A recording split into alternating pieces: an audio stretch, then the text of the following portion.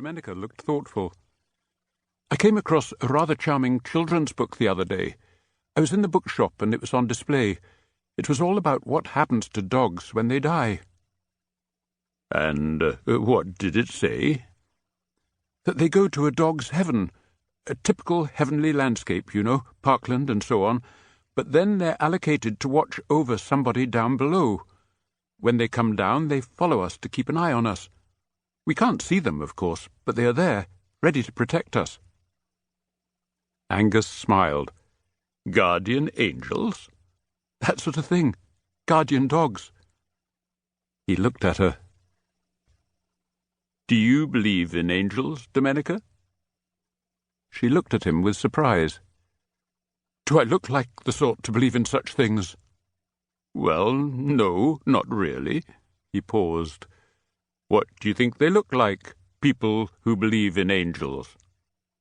"Optimistic, hopeful, trusting." He nodded. "It's such an odd thing, a belief in angels. So peculiar." "But a serious pursuit for some nonetheless. Angelology has its enthusiasts, and a literature to match. Have you ever seen a dictionary of angels, Gustav Davidson?" "No." He was, as always, astonished by the breadth of Domenica's reading. Sometimes it seemed that she had read everything. "It's full of obscure facts about angelology, such as the belief of the 14th-century Kabbalists that there were precisely 310,655,722 angels, and many of them had names and specific responsibilities. Bohemiel was in charge of tame animals, Shaxiel was responsible for water insects, and so on." "Water insects? How considerate to remember them. Water insects rarely feature in people's view of the world, or their theology." Domenica said, "Yes, perhaps," and then she continued, "Of course, don't underestimate the sophistication of theologians. Sometimes what they say should be interpreted in a symbolic way. Angels may represent something rather than being, well, just angels."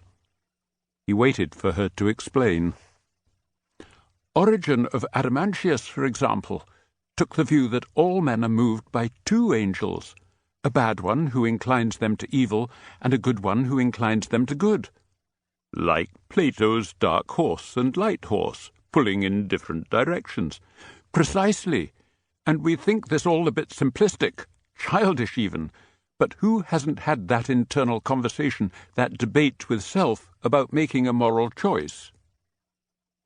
Angus said that he thought one did not need to clothe such a debate in the language of angels. Could it not just be a debate on rights and wrongs, on urges?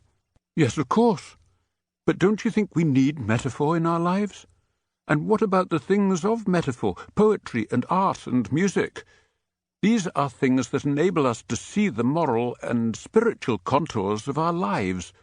Don't these things depend on that which can't be touched or smelled or measured?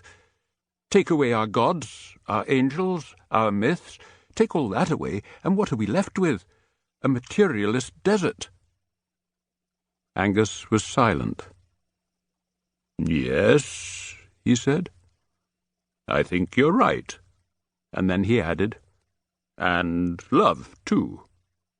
"Yes, and love too, which for most people, rather a lot of people, Angus, is the only thing we've got." They sat for a moment looking at one another in understanding. Then Angus sighed. "I have to bury that poor cat. I can't put it off." He looked about him. "Do you have a bag I could put him in?" Domenica pointed to the bag that she'd used to carry her purchases down from Stuart Christie. As she did so, she thought, "Tonight's the Guy Mannering night. Will that do?" "Perfect," said Angus. He went back into the kitchen where the cat had been laid out on a copy of the previous day's Scotsman. Gently he lifted the body from the table. It was limp, but as he moved the cat, something within it clicked. A bone somewhere that was out of place and was easing back into its socket. All of life, thought Angus,